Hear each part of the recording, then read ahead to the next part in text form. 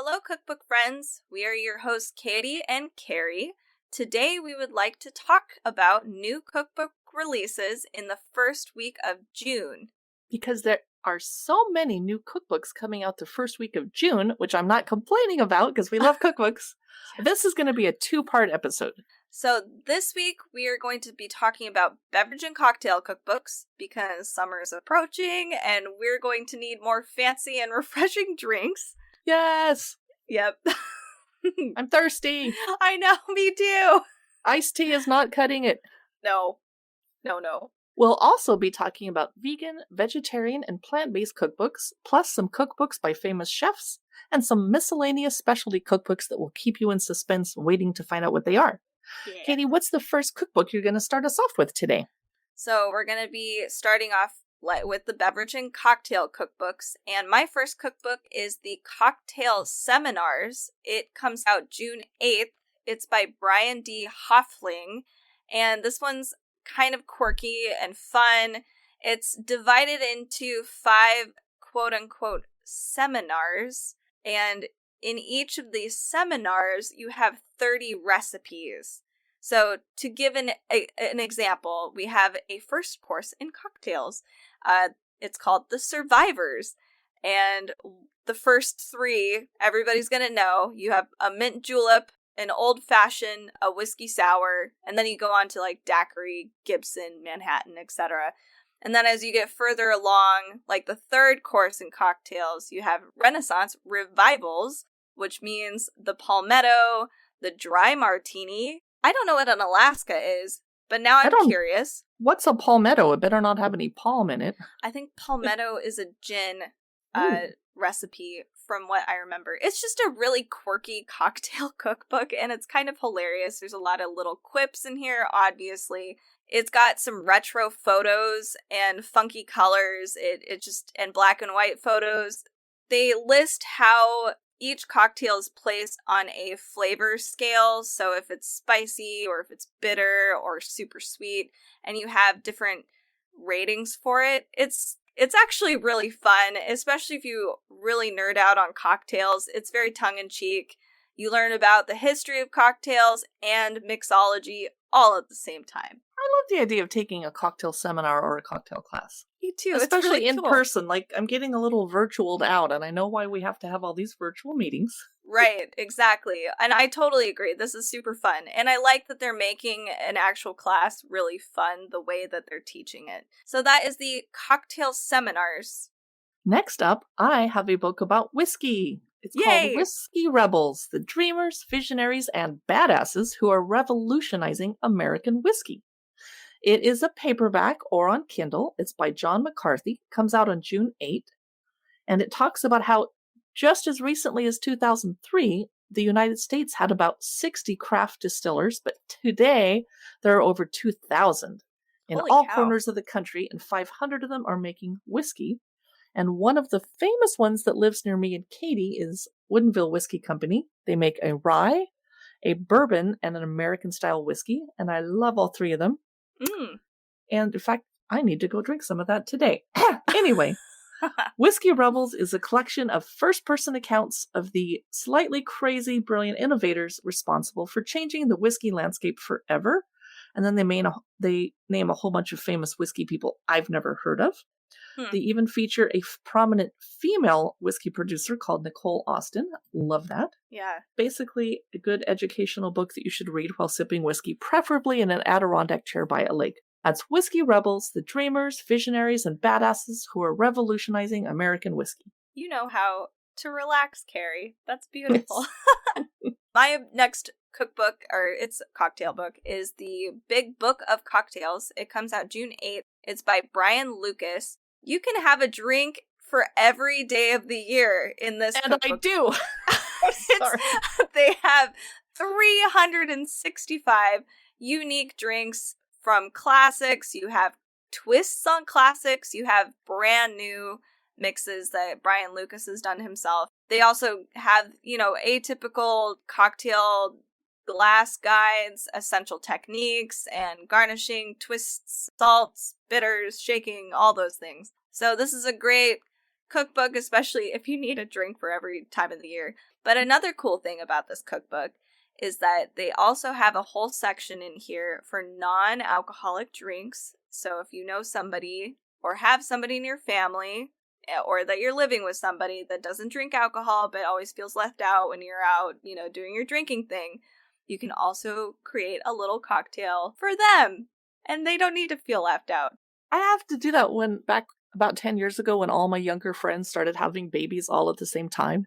And I would invite them to a cocktail party, and then there'd be 6 ladies standing around pregnant looking sad. And so I'd make them these big, elaborate, non-alcoholic glasses so they'd have something pretty to hold. Oh, that's cute. And exactly, that's perfect. Like, that is totally perfect. And I know that you don't necessarily, it's not always applicable to just take the alcohol out of it. It just doesn't taste the same, or, it's just a big sweet thing. So I really like this. So again, that is the Big Book of Cocktails. Next up, I want to chat with you about the new Japanese Art of the Cocktail book coming out June 1st.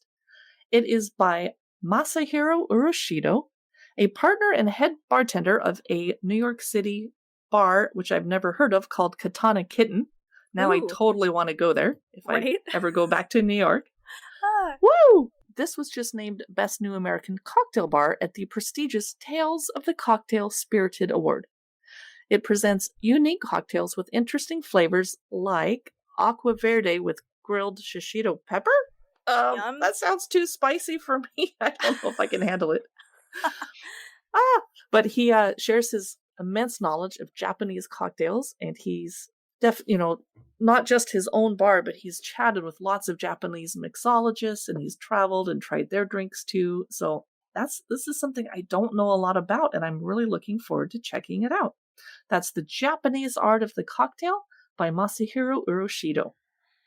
The cookbook on my list, I believe this is the last actual cocktail and history of cocktail books. It is American History Through a Whiskey Glass: How Distilled Spirits, Domestic Cuisine, and Popular Music Helped Shape a Nation by Dr. Harris Cooper. It comes out June 1st, and it is actually #1 new release in whiskey for this summer so far. And I can see why. It has a huge food history. It's like very heavy food history. So if you're a history buff or you love whiskey, you're going to love this. I really enjoyed their addition of experiencing history through the actual whiskey. So they complement it with an actual whiskey tasting.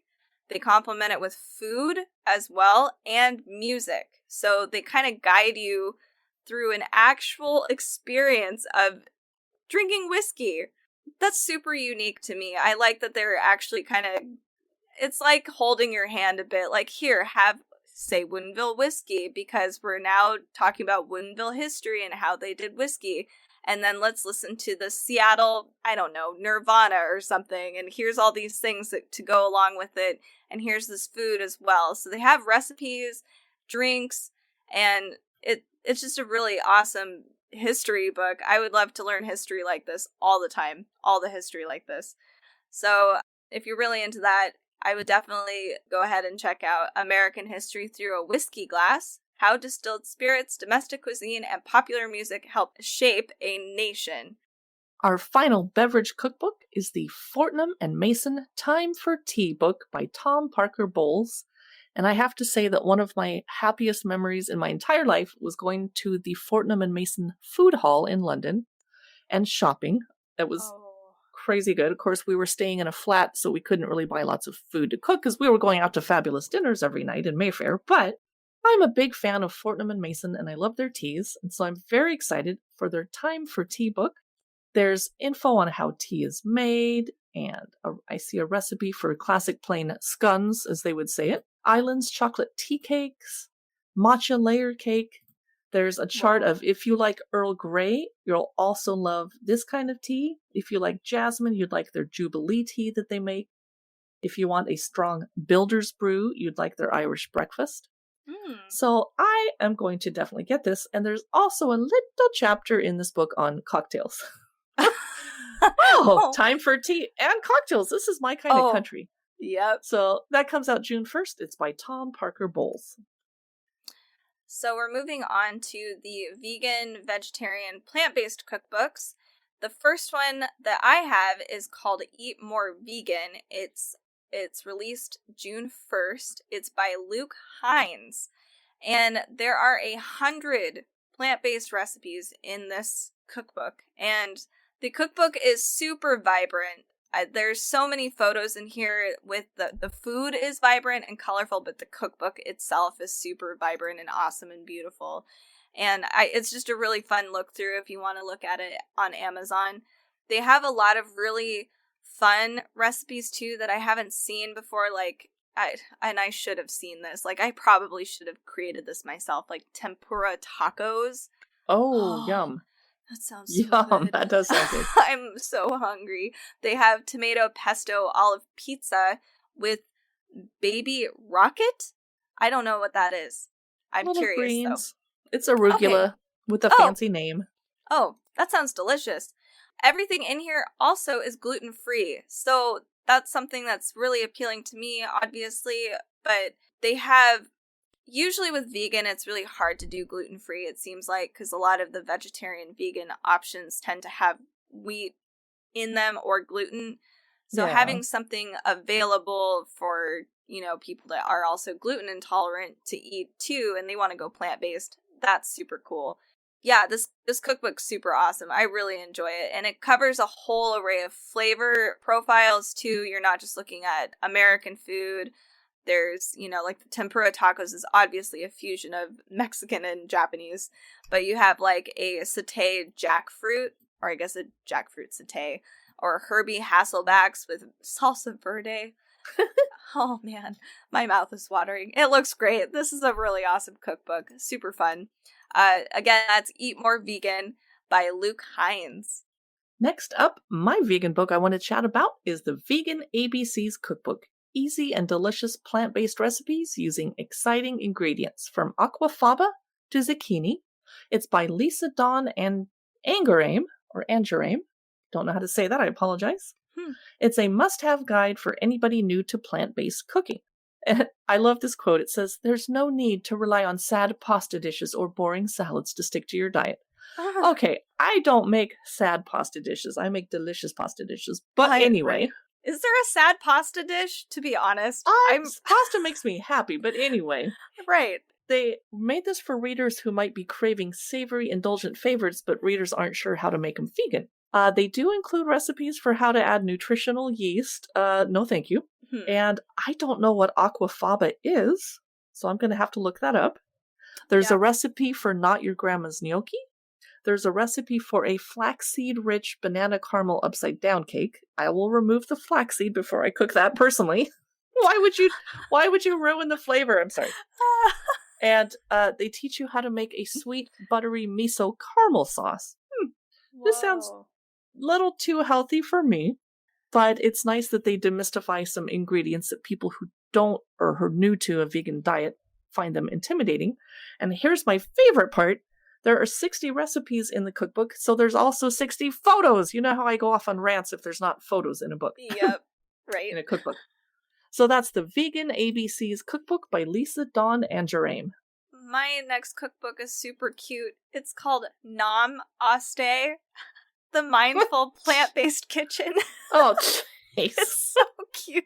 It comes out June 1st. It's by Miranda Moore. And it's a combination. I'm actually surprised this hasn't been done earlier, and this is the first one I've seen that combines healthy plant-based eating with things like yoga, thus the Nam Aste. Hilarious. So some of the chapters that they go through in this cookbook are, we have a yogic kitchen and good morning, lunchtime, mindful snacking, evening meals, the mindful art of food preparation, and the last one is an Ayurveda garden, which is interesting. I mean, yoga and Ayurveda, if anybody knows about that, it's an Indian tradition for healthy food eating. Basically, food is medicine. That's kind of the mind. So it's just a really interesting cookbook. It has 60 wholesome recipes, and it's not strictly Ayurvedic, so don't think it's an Ayurvedic book. It just it combines like healthy eating, just being mindful of what you're putting into your body, and those simple things. I say simple, but we all struggle with it. It's just really cute. I really like it. The illustrations are really cute. They have beautiful pictures in here along with their illustrations, and the design is super cute too with lots of pastel colors, and it's just a really fun cookbook in general. So that is Nam Aste, the Mindful Plant-Based Kitchen. Next up, I need this cookbook. It's called Beer and Veg, Combining Great Craft Beer with Vegetarian and Vegan Food by Mark Dredge. And I am a vegetarian who cooks food for my boyfriend and me, and he's a meat eater, so I occasionally make him meat, but he probably ends up eating a lot more vegetarian food than he normally would choose to. So he loves craft beers, and now I will know how to combine or pair them with the vegetarian food I'm going to cook him anyway. Yeah. There's tips and tricks on matching beer and food, how to cook with beer in vegetarian or vegan dishes, and a huge extended section of different beer styles and foods to enjoy with them, which I totally need because he likes hazy IPAs and I'm used to Pilsners instead. So I'm like, what do we do here? And there's vegan options for every vegetarian dish. So mac and cheese, there would be 2 recipes, one for the veggie version and the other for the ultimate vegan version. Mark Dredge is an award-winning beer writer, and he decided to come out with this to help people that are starting to do more plant-based food. And there's 70 recipes. That is Beer and Veg by Mark Dredge, and that rhymes. Hee. Yeah, it does. That's cute. So the next book I have, we're now wandering into famous chef cookbooks and memoirs. The first book that I have is We Are What We Eat, a slow food manifesto. This comes out June 1st. It's by Alice Waters. And so if you don't know who Alice Waters is, she's the executive chef, founder, and owner of Chez Panisse restaurant and cafe in Berkeley, California. She's also considered like the founder of the farm to table movement, or she was the one that really expedited it.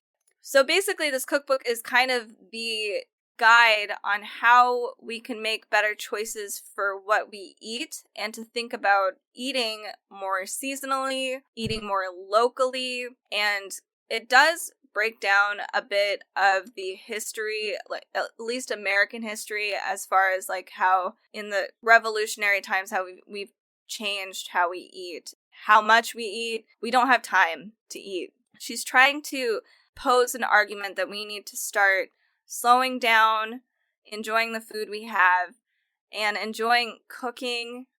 And it's just kind of a beautiful cookbook, and I think it's really relevant for today because we are all so obsessed with being busy. We don't sit down and have a good meal. We just scarf our food. At least this is what I do. I might be projecting on everybody, but no, I have to admit, it's been a long time since I enjoyed cooking, and I used to, but with the pandemic and being stuck at home, and it's hard to get the groceries I want, and then I suddenly have to make every meal, when in the before times we went out for at least a meal a day because we're spoiled. Yeah. I would really like to enjoy cooking again and not find it a chore or start panicking at 4:30 p.m. Right. And it's so this is a cultural phenomena too. So most of us, rather than getting whole foods and, prepping them, cutting all the vegetables and, even boiling water to make macaroni and cheese and slicing the cheese, we tend to do takeout, we do frozen dinners and prepackaged stuff. So she's trying to break this all down for us and to encourage us to actually slow down and eat and enjoy cooking and enjoy food. So I really appreciate this. If you're really interested in learning more about Alice Waters and her campaign, definitely look at We Are What We Eat, a slow manifesto. It comes out June 1st. Next up, I want to mention What's Good, a memoir in 14 ingredients by Peter Hoffman. I have never heard of him, but apparently he was the former chef and owner of Savoy and Back 40 restaurants, and he trailblazed the farm-to-table cooking movement in New York City. Ooh. Which I would think the farms are a long way from the cities, but there must be lots of trucks bringing fresh produce in every day. Yeah. This memoir is a fascinating, in-depth exploration of the science history, and the kitchen use of ingredients, and Alice Waters endorses this cookbook. He shares his personal stories from a life in restaurants. I always like reading those behind-the-scenes type things. Yeah. And he explores the cultural, historical, and botanical backstories of the foods that we eat. He starts off the book with a spring maple sap run and ends with the late-season frost-defying vegetables, some of them which I don't care for, and I won't name anything other than, squash! Excuse me. But I will eat it. He meets with farmers and vendors and unravels the magic of what we eat. So I think I will have to pick this up because I'm very intrigued and I don't know very much about the New York food scene or the New York farm-to-table scene, and I'm curious. That's What's Good? A Memoir in 14 Ingredients by Peter Hoffman. The last celebrity chef memoir that I have on my list is called Rebel Chef, In Search of What Matters. It comes out June 1st on paperback. It's by Dominique Crenn. She already had her hardcover out and talk about how she's basically trying to lead by example, and she's trying to do things very differently than how most of the food industry works. So we learn about her life, and she's well known for being awarded a 3 Michelin star in 2018 for her restaurant Atelier Crenn. So she was actually the first female chef to receive this honor, and she's very much a feminist activist. She's a chef, and she very, very actively talks about sexism in the food industry. And one of the things is actually the fact that people have to name her best female chef. Why can't she just be called chef? Oh, yeah. Yeah. So she's definitely very well respected. She's done a lot of very fascinating, interesting things as far as her food is concerned, and that's how she's gotten so far in her career. I know we talked about, on Women's Day, we talked about Dominique Crenn and her previous cookbook, and I remember it was just very elegant, beautiful, almost, it was a bit surreal because it looks like her food wasn't actually food. It looks like landscapes or these beautiful pieces of art. So if you want to learn more about her, if you're a feminist and you just want to, or if you want to learn about what it's like being a female in the food industry, this is a really cool book to pick up. So that is Rebel Chef, In Search of What Matters. Next up, I'm going to bring you a reprint of a 1930 book. It's called 200 Years of Charleston Cooking, but given that 2030 is only 10 years away, they probably should rename the book 300 Years of Charleston Cooking. Yeah. But that's okay. It's a collection of more than 300 Southern recipes gathered by housewives and their African-American cooks in Charleston, South Carolina. And back in the 1930s, they really focused on precision in home economics and not wasting anything. And the director of the Home Institute at the New York Herald Tribune interpreted, tested, and organized the recipes in this book, kind of cleaned them up a little. So here are some of the things that you can learn to make in this book, and I'm laughing. Hopping John, shrimp with hominy, and I actually cook with hominy, Yum. Cheese straws, sweet potato pie. There's something called cooter stew, which apparently is turtle stew. And then here's something I've never heard of, but they call it an enduring favorite, she crab soup. So I guess we don't eat boy crabs, or I don't know. I don't understand what's happening. But if you're interested in Southern cooking, this is a great historic compilation of the way people used to cook 100 years ago-ish. And it's 200 Years of Charleston Cooking by Blanche S. Rhett, Letty Gay, Helen Woodward, and Elizabeth Hamilton. The cookbook on my list is interesting. It is called The Magic of Tinned Fish. Elevate your cooking with canned anchovies, sardines, mackerel, crab, and other amazing foods. June 8th by Chris McDade. I would not call this magic, but maybe it is. I'm really excited because it's hard to make canned fish not taste canned. That's kind of the thing. And a lot of people are always, not always, but sometimes pretty off-put with canned fish. Sometimes there's really no option. You need to have it in your pantry for emergencies at the very least. Yeah, there is a place for it, for sure. So learning how to make it taste really magical is something I actually am interested in because they're sustainable and it's nutritional at the same time. So there's 75 awesome recipes in here. There's French, Asian, Italian, pastas, toast, salads, so many things in here. So we want to try to make a fresh taste for these, and each chapter is divided up into the fish itself, which I actually like. So if you have a whole bunch of canned tuna, you're not going, they do have a different flavor than a canned anchovy, so it's not necessarily interchangeable fish. You have all these recipes dedicated to the fish and its flavor. So for instance, anchovy, they have a grilled broccoli with herbs and green goddess dressing with anchovy. That makes sense. I can see that. They have an anchovy, parsley, and pecorino sandwich. That sounds pretty good too.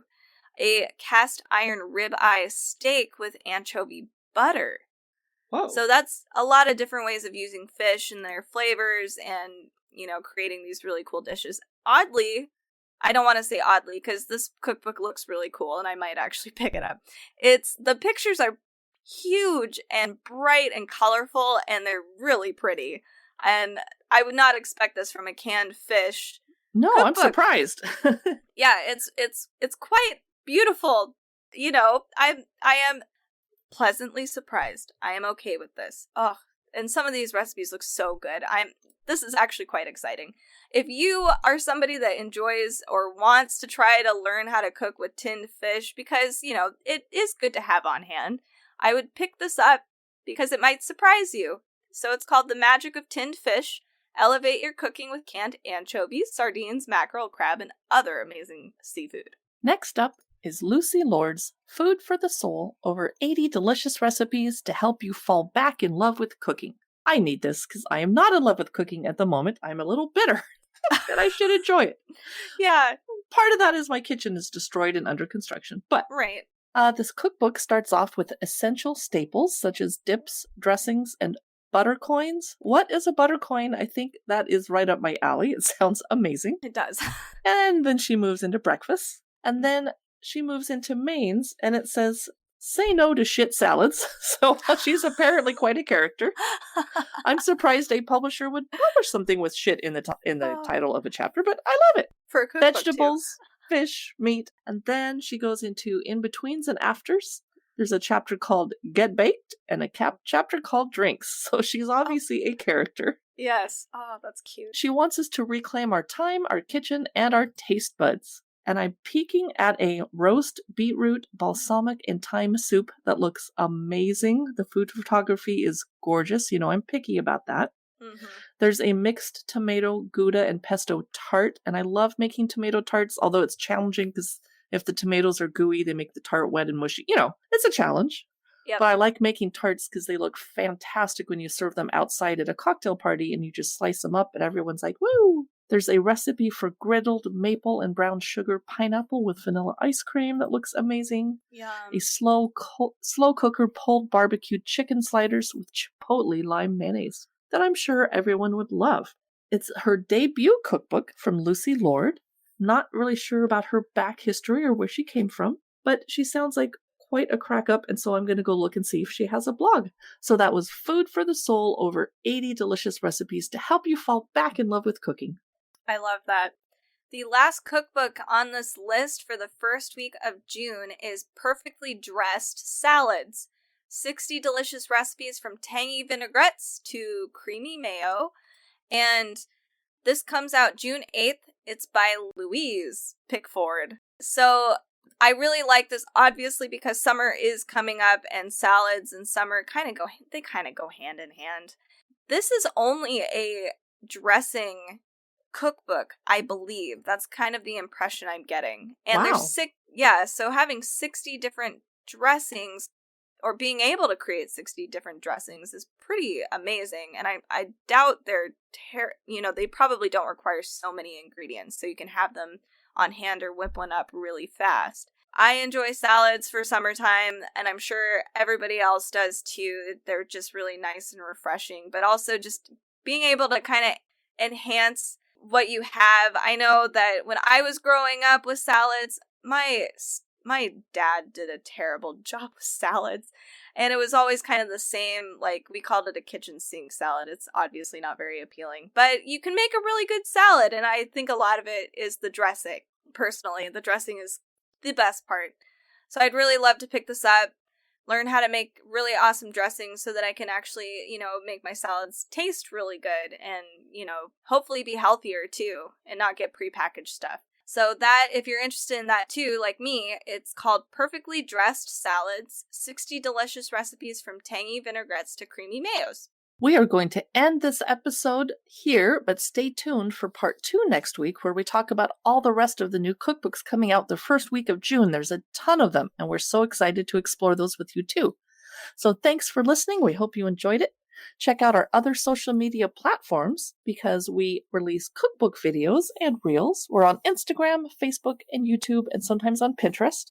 We release mini-sodes on Tuesdays, and our weekly cookbook updates are on Fridays, and occasionally you'll see me on Facebook Live talking about all the cookbooks I just checked out from the library, which you'll see me doing look-throughs of in the following weeks. Thank you so much. Bye.